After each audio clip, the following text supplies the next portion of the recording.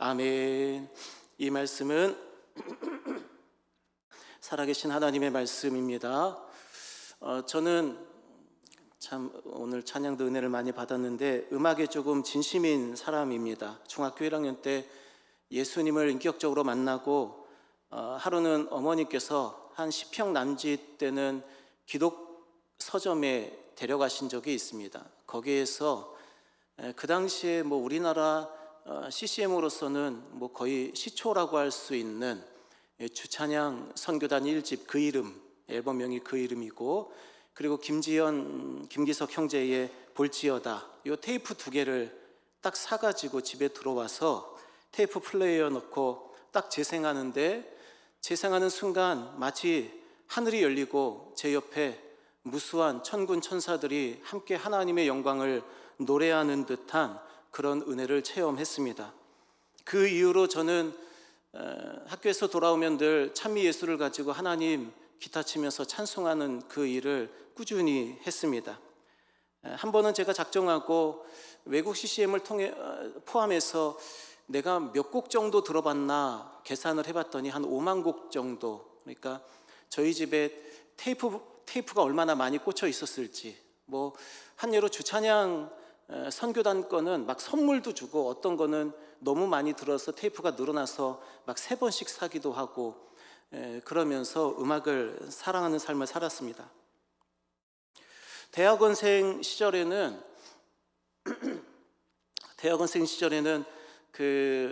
우리는 이제 요즘에는 노션 같은 걸로 홈페이지를 만들어서 개인 홈페이지를 운영하기도 하고 그렇습니다만, 당시 홈페이지 운영은 회사나 기업 아니면은 좀 운영이 힘든 시대였죠.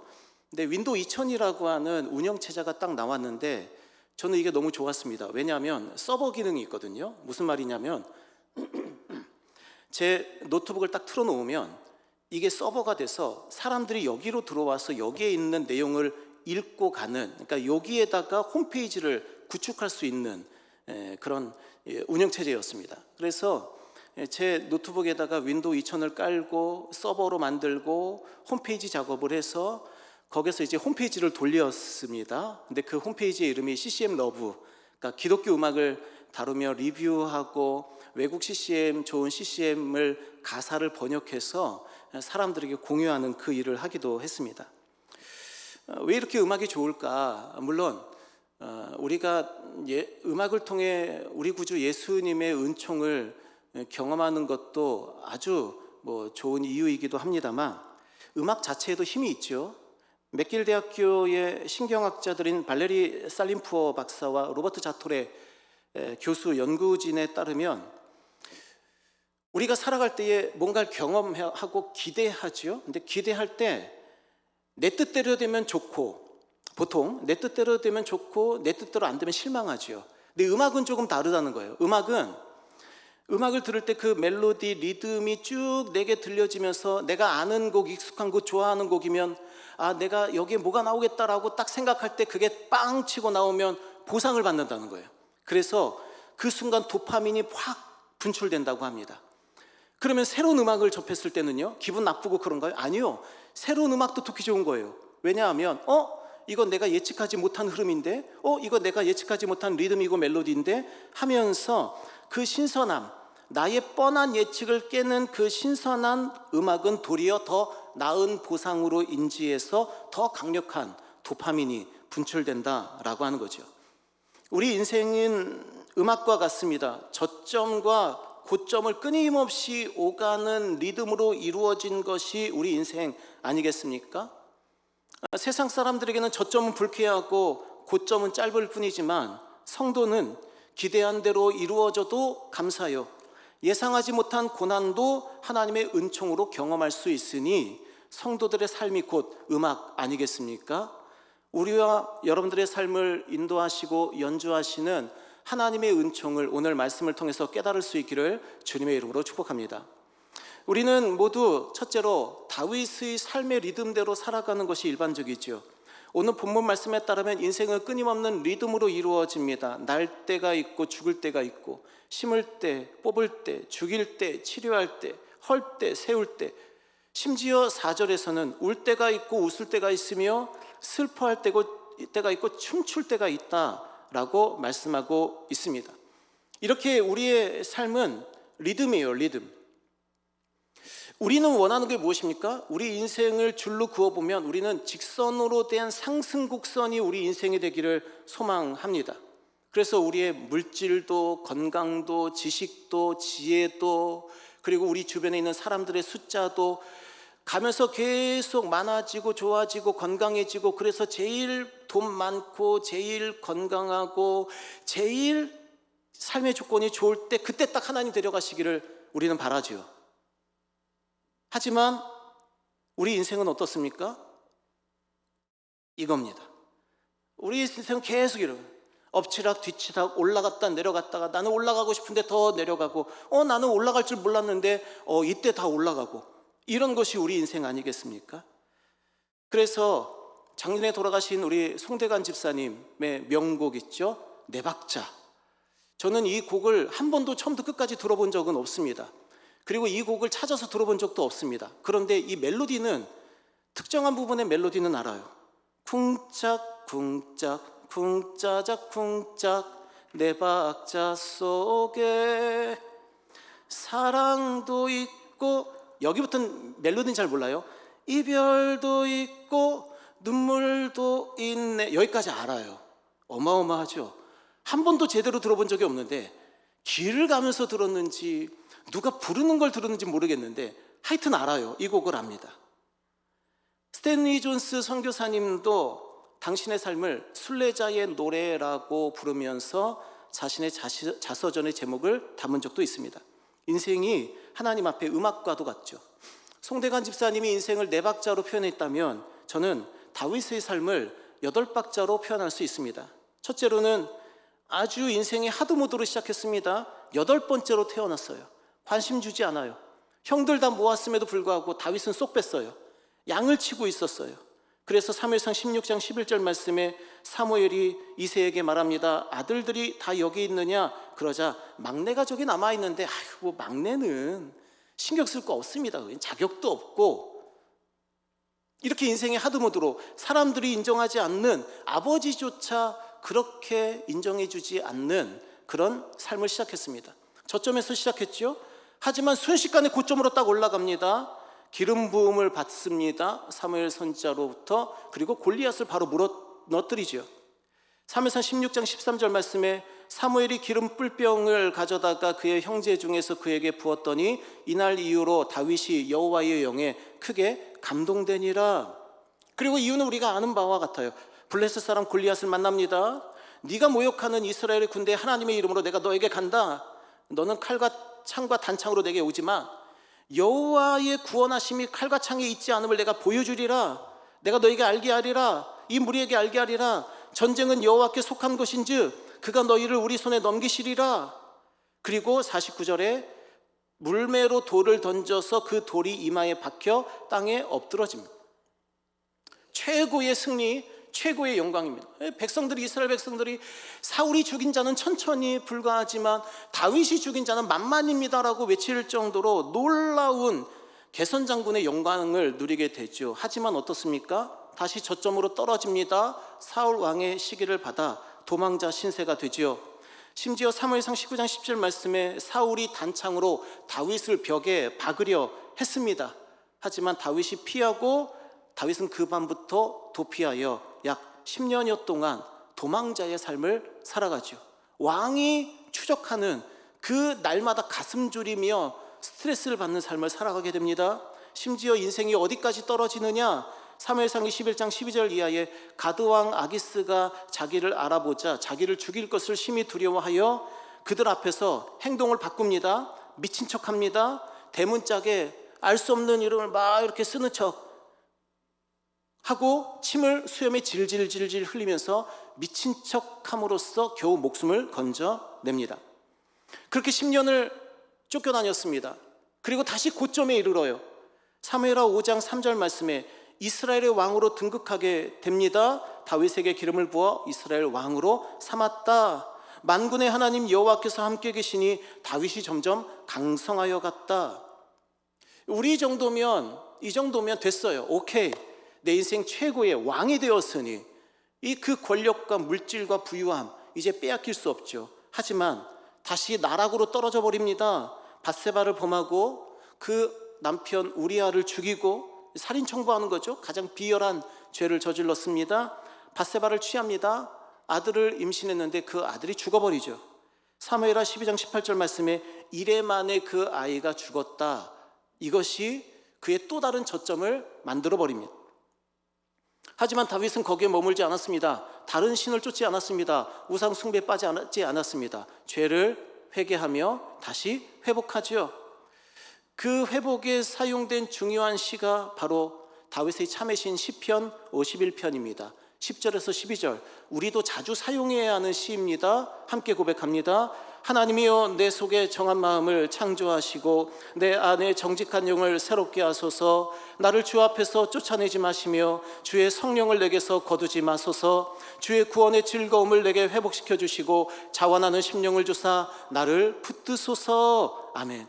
우리에게는 이게 치트키예요. 말하자면 우리가 저점에 떨어질 때마다 하나님께 드려야 될 기도이죠. 그러면서 다시 회복되었어요. 올라갔어요.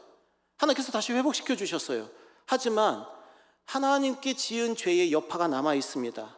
아들 압살롬이 반역을 하지요. 맨발로 감람산을 오르며 울면서 도피합니다. 사무엘하 15장 30절 말씀에 그 사건이 기록이 되어 있지요. 하지만 거기서 끝납니까? 아니요. 하나님은 압살롬을 버리고 다윗을 다시 세워주십니다. 그래서 예루살렘에 돌아와서 성전 건축을 준비하며 생을 마감하게 되지요. 열왕기상 2장 10절 이하의 말씀에 다윗이 그의 조상들과 함께 누워 다윗성에 장사되니 다윗이 이스라엘 왕이 된 지 40년이라.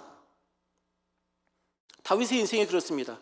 저점에서 출발해서 올라갔다 내려갔다, 또 올라갔다 내려갔다, 또 올라갔다 내려갔다, 또 올라가며 하나님의 은총 가운데에 생을 마무리하게 된 것이죠. 다윗의 삶을 보면 두 가지 교훈을 얻을 수 있습니다. 첫째, 가장 낮은 자리에서도 그것을 인정하고 하나님의 임재를 갈망했습니다. 내 삶에 이렇게 어려운 일이 있구나.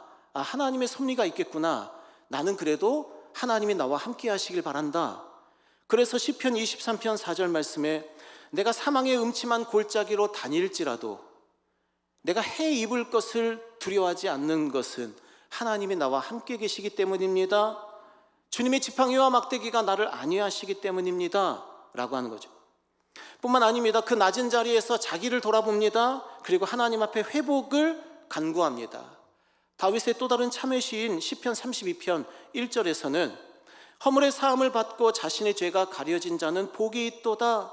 5절에 내가 이르기를 내 허물을 여호와께 자복하리라 하고 주께 내 죄를 아뢰고 내 죄악을 숨기지 아니하였더니 곧 주께서 내 죄악을 사하셨나이다. 세상 사람들은 저점에 가면 절망하여 낙심해요. 그리고 심지어는 믿음을 떠나고 세상으로 돌아가 방탕한 삶을 살아갑니다.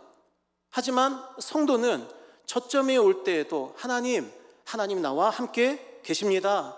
하나님, 사망의 음침한 골짜기 중에도 주님의 지팡이와 막대기가 나를 안위하십니다. 혹시 내 삶에 하나님께 대해 죄를 지은 것이 있다면 주님 회개합니다. 용서하여 주시옵소서. 다윗의 고백이 그려 있어요. 다윗의 또 다른 특징은 무엇이냐면, 이 재미있는 지점인데, 다윗이 이 저점, 그러니까 사울 왕에게 쫓겨다니던 시점이 기간이 한 10년여 정도 됩니다. 길지요? 짧지 않습니다.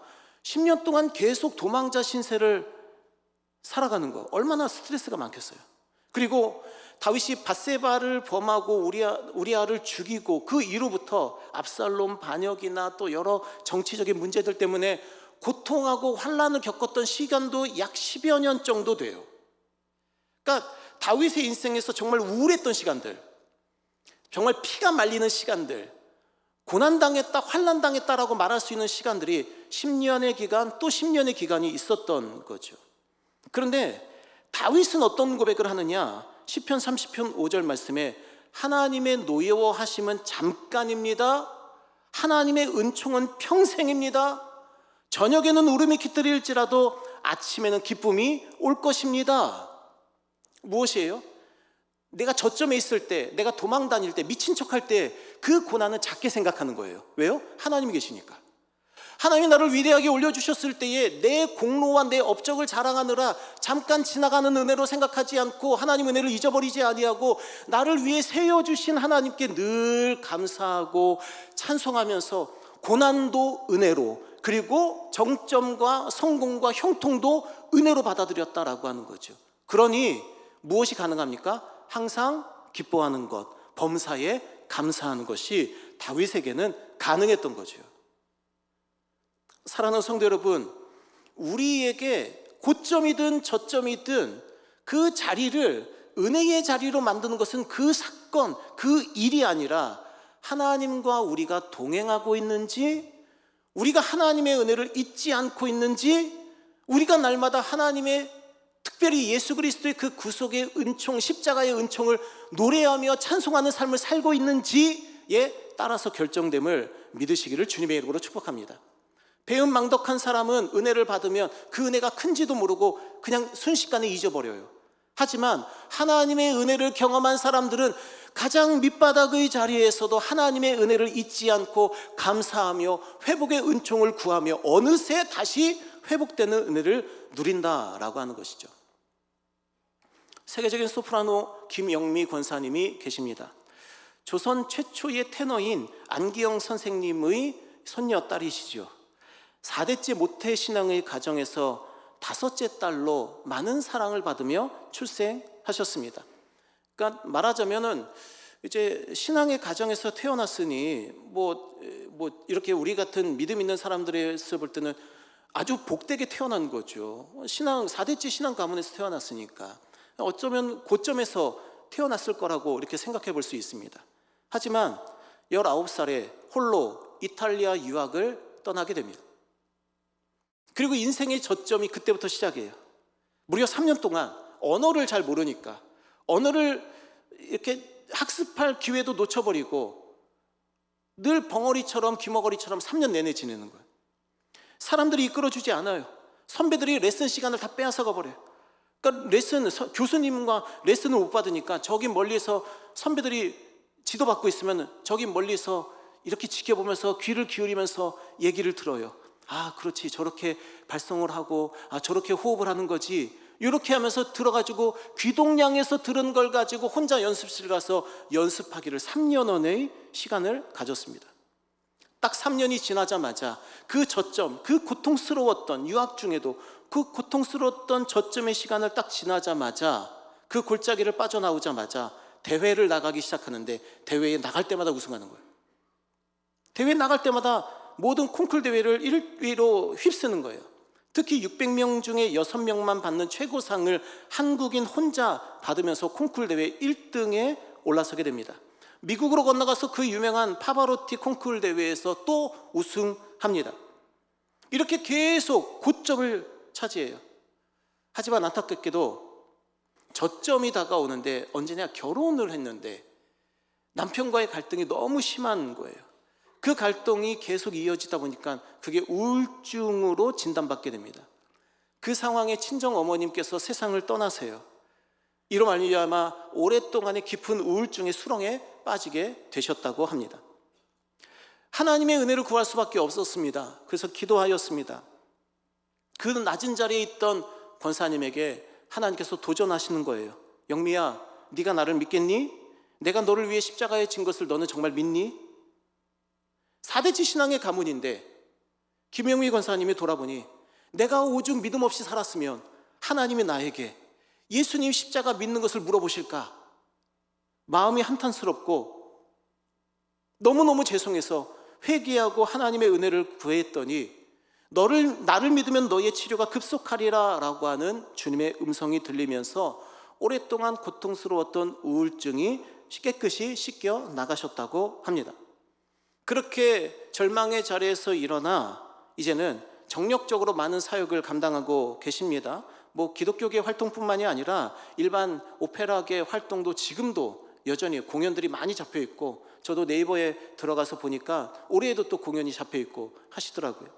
한국예술종합학교 교수님으로 오랫동안 역임을 하셨고 지금도 여러 가지 방송활동과 공연활동을 하고 계십니다. 권사님의 고백이 다음과 같습니다. 3, 4천 명의 청중 중 3분의 1은 안 믿는 사람, 3분의 1은 믿는 사람일 텐데 그 사람들 앞에서 내가 찬양을 하며 나갈 때 내 영혼이 주님으로 인해 씻겨져서 성령 충만하여 하나의 노래로 나갈 때 한 영혼을 만질 수 있는 도구가 됩니다. 만일 하지만 그렇지 않고 내 안에 내 생각으로 가득 차면 주님이 일 못하시죠. 그래서 기도를 많이 합니다. 우리 삶에서도 마찬가지입니다. 우리 인생의 끊임없는 고점과 저점으로 이루어진 삶을 우리가 살아가고 있습니다. 그게 정상입니다.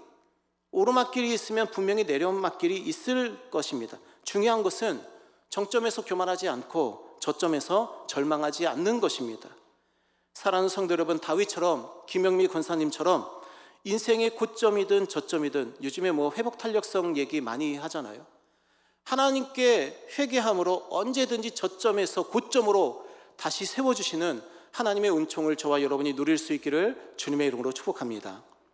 하지만 우리의 삶의 리듬을 만들어주시는 분은 누구십니까? 우리 구주 예수님이시죠. 그래서 우리는 어떤 리듬에 맞춰 살아가야 합니까? 예수님 리듬에 맞춰 살아가야 하는 거예요. 고린도전서 15장 49절 말씀에 하늘에 속한 이의 형상을 우리가 이뻐야 하는 것입니다. 예수님 닮아가야 된다는 것이죠. 그럼 예수님의 삶의 리듬은 어떠셨습니까? 우리의 리듬과 달랐어요. 예수님께서 이 땅에 사실 때의 리듬은 계속 내려오시는 것이었습니다. 우리를 섬겨주시기 위해. 요한복음 1장 1절 말씀에 예수님은 말씀이신 하나님이셨습니다. 그래서 하나님과 함께 계셨고 곧 하나님이십니다. 그런데 우리를 위해서 이 땅에 육으로 오셨어요. 성육신이라고 하지요. 요한복음 1장 14절 말씀에 말씀이 육신이 되시어 우리 가운데 거하셨습니다. 오셔서 어디 계셨습니까? 왕궁에 거하셨습니까? 아니요. 베들레헴의 차디찬 구유 짐승 밥통에 누워 계셨습니다. 누가복음 2장 7절 말씀에 구유에 누웠으니. 그러면 끝이에요? 아니에요. 더 내려가십니다. 세례를 받으시죠. 우리와 똑같은 죄인의 자리에 서시기 위하여, 죄인의 자리에 서시기 위하여. 마가복음 1장 9절 말씀에 예수께서 요단강에서 세례를 받으셨다. 그러면 이 정도 내려오셨으면 많이 내려오셨잖아요. 하나님이신데. 하지만 십자가를 지십니다. 침뱉음을 당하십니다. 옷 찢김을 당하십니다. 뺨을 맞으십니다. 골고다 언덕을 오르십니다.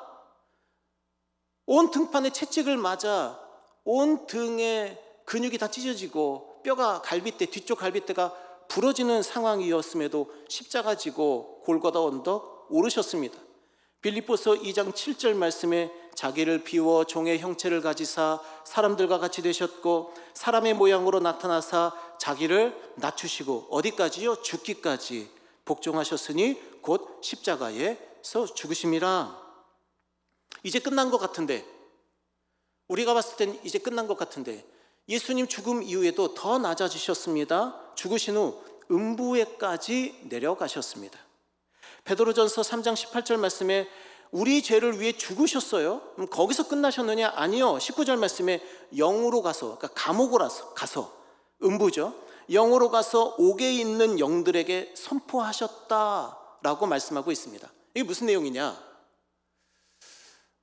여러분들이 혹시 영어에 관심이 있으셔서 영어 찬송을 부르고 영어 성경을 보신 경험이 있으신 분들은 이상한 게 하나씩 있으셨을 거예요. 왜냐하면 영어 성경 찬송에는 뒤쪽에 사도신경도 영어로 되어 있거든요.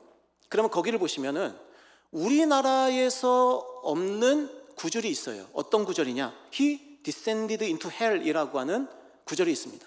뭐예요? 예수님이 지옥에 내려가셨다. 예수님이 음부에 내려가셨다. 전 세계 교회가 똑같은 사도신경을 쓰는데 한국 개신교만 이 부분을 쏙 뺍니다.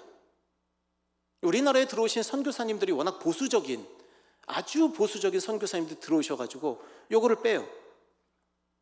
천주교, 정교회, 루터교, 성공회, 그리고 장로교, 감리교, 침례교 모두 다, 구세군 다 이 부분이 들어가 있습니다. 영국, 미국, 캐나다, 호주, 뉴질랜드의 장로교의 신앙 고백에도 He is descended into hell이라고 하는 단어가 구절이 들어가 있어요. 종교회에 의하면 예수님은 지옥까지 내려가셔서 지옥의 문을 부수시고 아담과 하와의 손을 잡아 끌어올리시는 승리자 예수님으로 묘사합니다. 루터에 의하면 예수님은 무덤에 영과 육으로 계시다가 부활하시기 전에, 바로 직전에 지옥에 내려가셔요. 그래서 사탄과 어둠의 세력에 대해서 예수님 당신의 완전한 승리를 선포하시고 부활하시죠. 성공회에서는 예수님은 인간의 음부까지 내려가 주시어 인간이 겪는 모든 고통, 완전한 죽음의 고통을 다 겪으셨고 그리고 부활하셨다, 이렇게 고백합니다. 그렇게 본다면 예수님은 우리가 경험할 수 있는 모든 영과 육의 고통을 다 경험하는 그 음부에까지 내려가셨음을 우리는 고백할 수 있는 것이죠. 왜 그렇게 예수님은 내려가셨습니까? 히브리서 2장 14절 말씀에 따르면 마귀를 멸하시려고, 인간은 가장 절망스럽게 하고 가장 저점으로 끌어내리는 마귀를 멸하시려고 예수님 음부에 내려가셨습니다. 15절 말씀에 따르면 한평생 매여 종노릇하는 모든 성도들을 놓아주시려고 예수님 음부에 내려가셔서 부활하신 것입니다. 갈라디아서 3장 13절 말씀에 따르면 우리를 위해 저주를 받으셨기에 우리를 속량하시려고 음부에 내려가시어 주님은 죽으시고 부활하셨다라고 하는 거죠. 예수님의 삶의 리듬은 어떻습니까? 계속 저점이에요. 계속 내려가셔요. 우리를 위해 섬겨주시려고. 물론 가끔 오병이어의 기적을 보고 사람들이 막 왕 삼으려고 했었던 적이 있었죠. 나사로의 부활 사건 때문에 예루살렘 사람들이 종려나무 가지를 흔들면서 환영하며 환호했던 적은 있었죠. 하지만 예수님의 마음은 어떠했겠습니까? 타협하지 않으시죠. 그들의 속마음을 아시죠.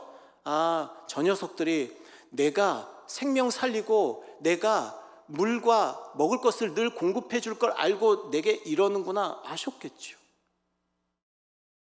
세상의 영광과 부귀와 명예가 예수님을 얽매지 않았습니다. 예수님은 대신 하늘에서부터 계속 우리를 위해 내려오시고 또 내려오시고 또 내려오시는 거예요. 우리를 위해서 성육신하시고 차가운 구유에 누이시고 죄인의 자리에서 세례를 받으시고 십자가를 지시고 죽으시고 음부에까지 내려가시는 이 예수님의 리듬이 저와 여러분의 리듬이 되어야 한다는 것이죠.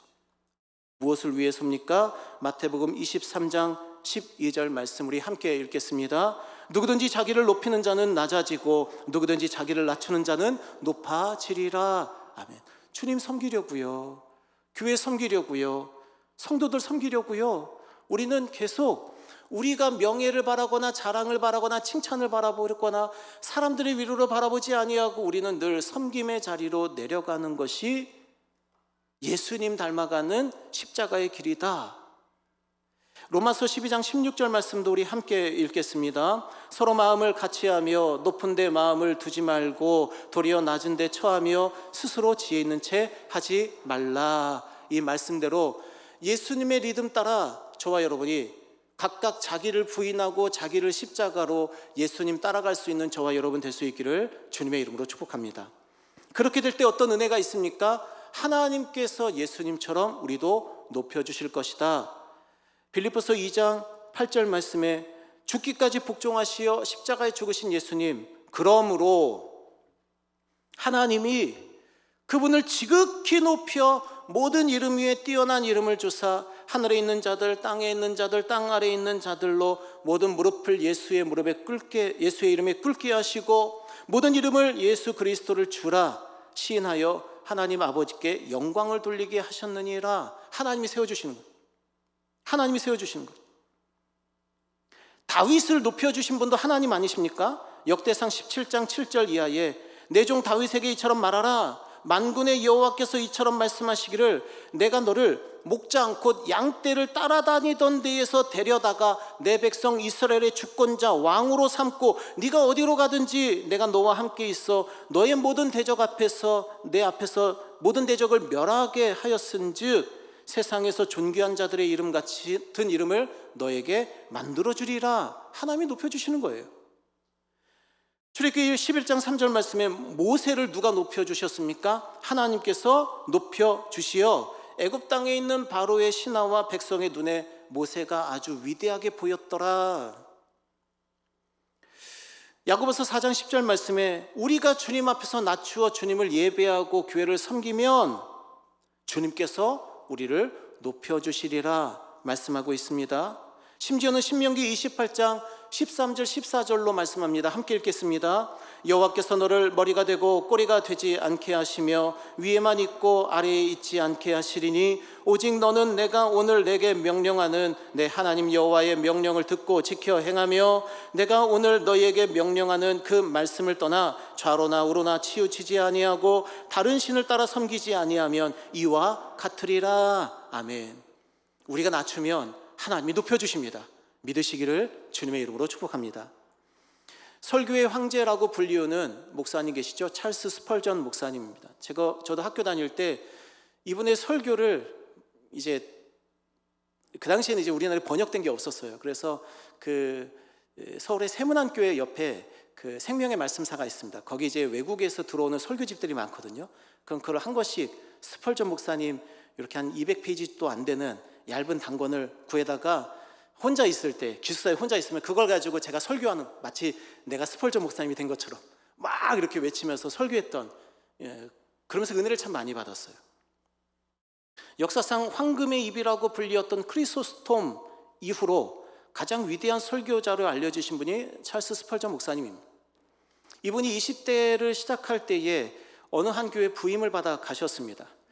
그 교회는 예배당은 넓었어요. 한 1500석 정도 들어가는 교회였습니다. 근데 성도님들이 이제 기록물에 따라 조금 다르지만 뭐 80명이 남아 있었다, 혹은 200명이 남아 있었다, 이렇게 표현을 해요. 보통 200명에 대한 언급이 더 많긴 합니다.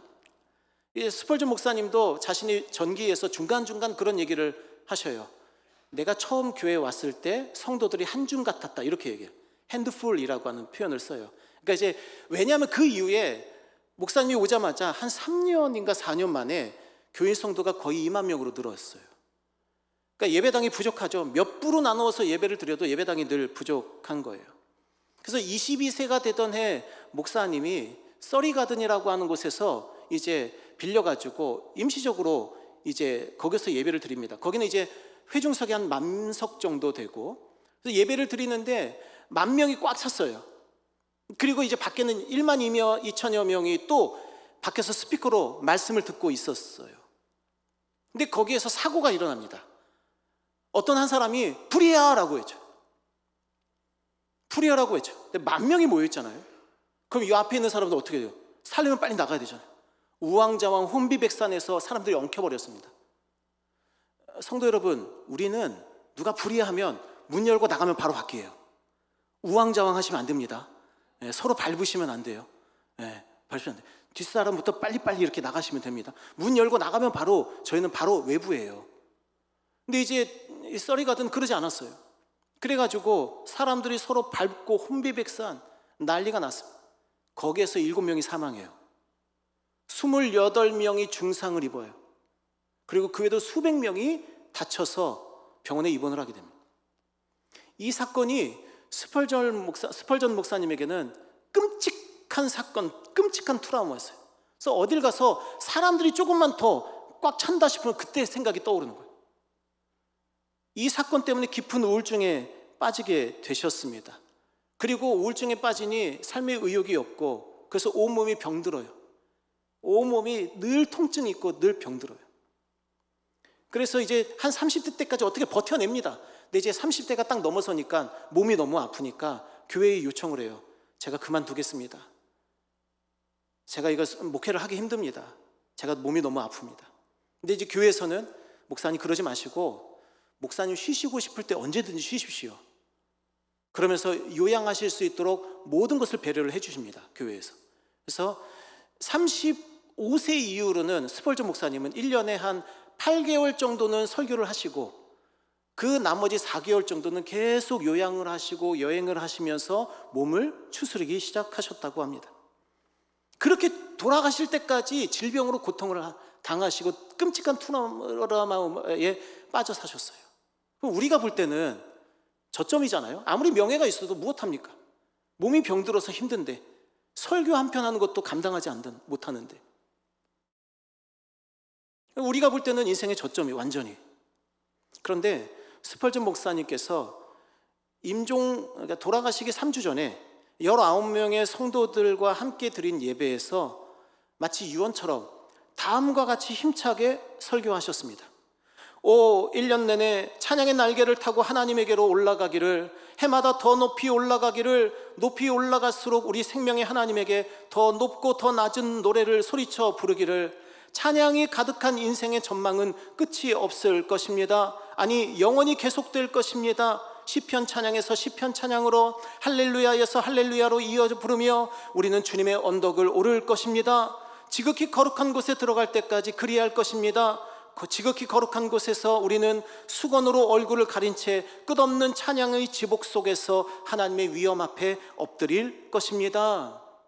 스펄전 목사님은 고통스러운 삶을 사셨음에도 불구하고 인생을 노래로 요약하면서 찬양의 날개를 타고 주님의 언덕을 끊임없이 오르며 하나님께로 나아가는 당신의 인생을 표현하셨습니다. 사랑하는 성도 여러분, 우리 인생에 저가 있고 고가 있습니다. 끊임없는 리듬으로 이루어진 것이 우리의 삶입니다. 하지만 우리가 하나님과 함께 동행하면 우리는 고점에서도 교만하지 않을 수 있습니다.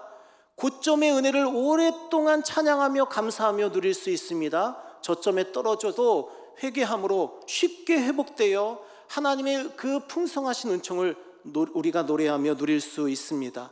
그러므로 사랑하는 성도 여러분, 노래에서 시작하여 노래로 끝나는 찬양의 삶을 누리시기를 주님의 이름으로 축복합니다. 노래로 시작하여 노래로 끝나는 것이 아니라 하나님의 나라에서 또 새로운 노래로 영원한 삶을 시작하는 저와 여러분의 삶이 될 수 있기를 주님의 이름으로 축복합니다. 기도하겠습니다. 사랑과 은혜가 풍성하신